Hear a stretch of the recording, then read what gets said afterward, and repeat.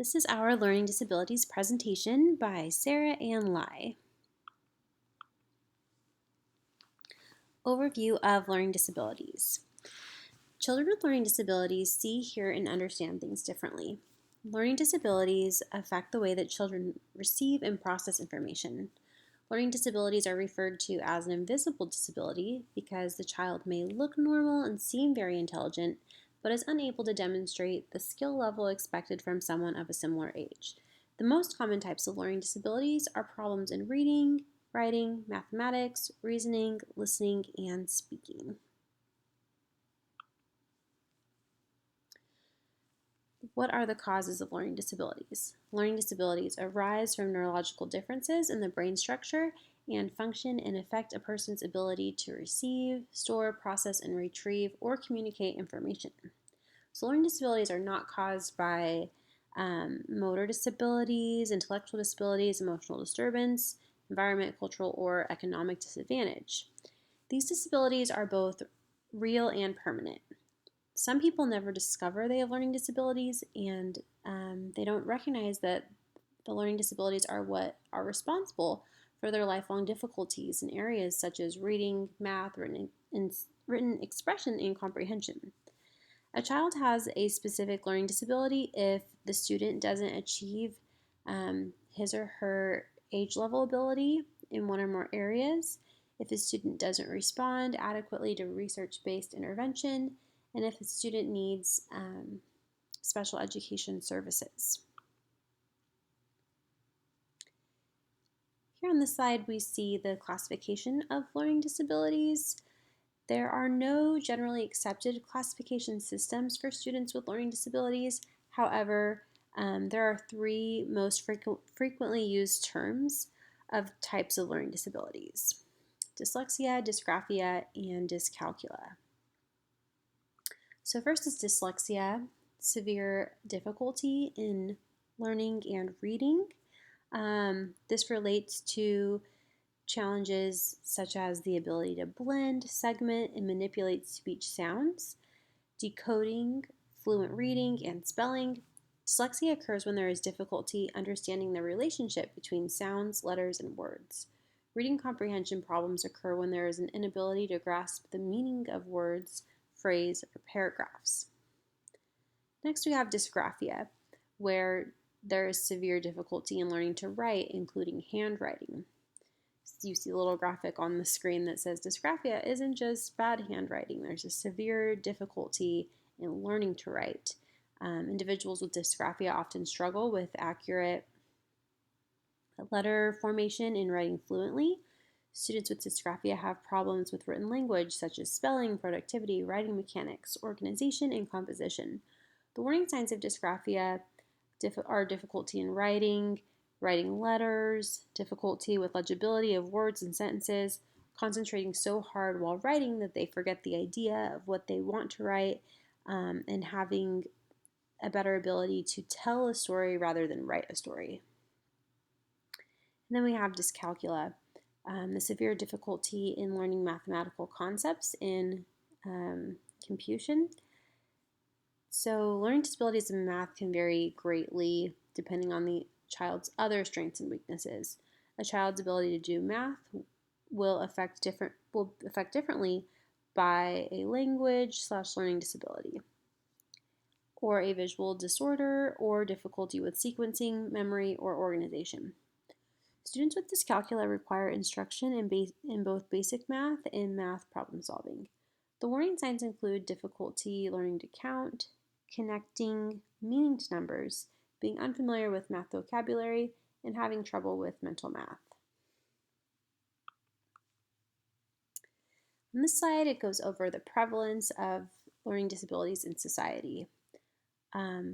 So this is the most prevalent type of disability, and 8.4% of school-age children were identified as having disabilities, and approximately 3% of the school-age population.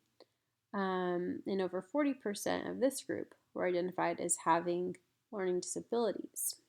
So there has been a decline from 4.3% to 3.4% in 2012 due to early screening and intervention. There's higher quality of reading instruction and shifts now in how individuals with learning disabilities are identified. Research on genetic basis of dyslexia would suggest that the ratio of boys to girls should be more equal, even though males do have more of a biological vulnerability than females. Males may be more vulnerable to referral and identification because boys generally exhibit more disruptive behaviors, including those associated with attention deficit disorder. So, about 2/3 of students with disabilities are male.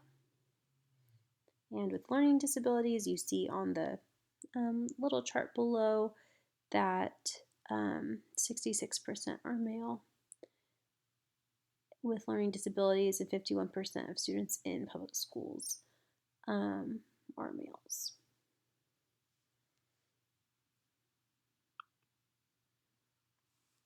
Identification and screening.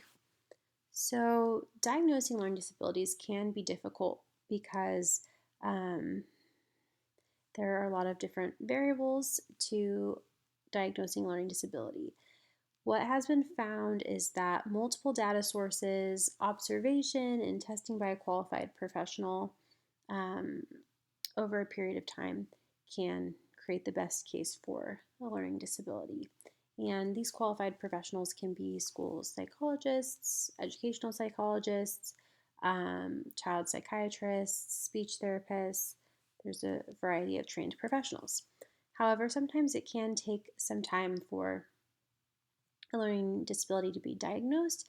However, they recommend that when a child is struggling, that immediately you work to further support and assess that student. Response to intervention is a common approach to identifying students with learning disabilities, and the tiered system is helpful for students to receive intervention prior to determining their diagnosis or their qualifications for special education. It allows students to move between the levels of intervention through the process of monitoring and benchmark assessments. Because students with learning disabilities are usually identified through difficulty with academic achievement, teachers are usually the first to recognize students' strengths and challenges, and they play a key role in identifying students with learning disabilities. On this slide, we go over different characteristics of learning disabilities. Because learning disabilities are diverse in characteristics and there are different types of learning disabilities, it's difficult to list qualities that would accurately describe all students that have learning disabilities. However, the following characteristics will help you identify students with learning disabilities. The first two bullet points on the slide are more general to students that may have learning disabilities, and then the other possible signals, where there are a lot more bullet points on the slide, refer to different indicators of specific types of learning disabilities.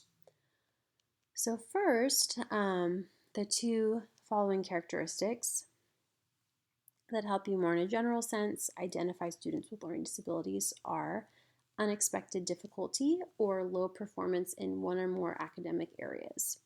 And what that means, unexpected difficulty, would be based on your impressions or interactions with a student. That wouldn't lead you to assume that he or she has a learning disability. Maybe the student communicates really well. However, they have an extremely difficult time reading or writing. So that's what that means, unexpected difficulty. You wouldn't foresee this based on your initial impression or interactions. Also, ineffective or inefficient information processing or learning strategies in the area or areas of difficulty. And that term, ineffective, meaning that students may demonstrate significant difficulties with memory, integrating ideas with text, or using strategies to make conclusions. Then there is a big list of other possible signs, and these could look like signs related to behavior, such as trouble understanding and following directions, being easily distracted, impulsive, or overreactive. And then, depending on the learning disability, it could look like difficulty with handwriting, difficulty with visual or auditory memory, memorizing words, basic math facts, difficulty with segmenting words into sounds and blending sounds, confusing similar letters like B and D, listening and speaking well, but decoding poorly when reading, difficulty with tasks that require rapid naming of pictures, words, and numbers. And here are some different educational considerations in the general classroom, different strategies that a general education teacher could use to support students with learning disabilities. First one here is advanced organizers. Advanced organizers provide headings and questions to prompt students to structure their thoughts in writing. It provides a guide that can be helpful. The teacher can use this to help students with learning disabilities to get them to focus on the big ideas and key vocabulary in learning content. Another strategy is using different colored highlighters. This is also a tip for organization. This can help them with their reading comprehension and grouping main ideas together. Also, diagrams, graphics, pictures, the use of visuals that can provide information to be presented in another way than written text. Another idea is providing 2D or 3D concrete manipulatives so the teacher can support students in understanding math concepts in a sensory approach. Also, color coding math problems that can help break down the problem step by step and help students to visualize the problem better. For example, making their negative signs, exponents, or numbers carried a different color, making columns of numbers in different colors. With new technology and its increasing availability, more students with reading, writing, and math disabilities are able to overcome their academic problems through the use of technological-based tools. And finally, we have some considerations for parents. There's a few different articles, ebook, access to tests, and inspiring video. I'm going to pull some of these up on the screen. So let's see, this one right here is the first article. It's on a website, helpguide.org, Helping Children with Learning Disabilities. This is just a bunch of practical parenting tips that they can use at home and at school. And it encourages parents to have the right type of perspective, to advocate for their child, to remember their role in their child's life, focusing on their child's strengths, not weaknesses. It also talks about tips for communicating with the child's school, learning how does your child learn best, visually, auditory, kinesthetic. So what is their learning style? So just a lot of great practical tips on this first website. Then let's see, this website has different terms that parents may hear from learning specialists. So I thought this would be a helpful resource where parents can become more familiarized with terms that the learning specialist might use, like accommodation, assistive technology, the diagnostic statistic manual, so that they can go into meetings feeling knowledgeable and prepared to communicate on behalf of supporting their child. There is also an ebook I found which has a parent's guide to RTI.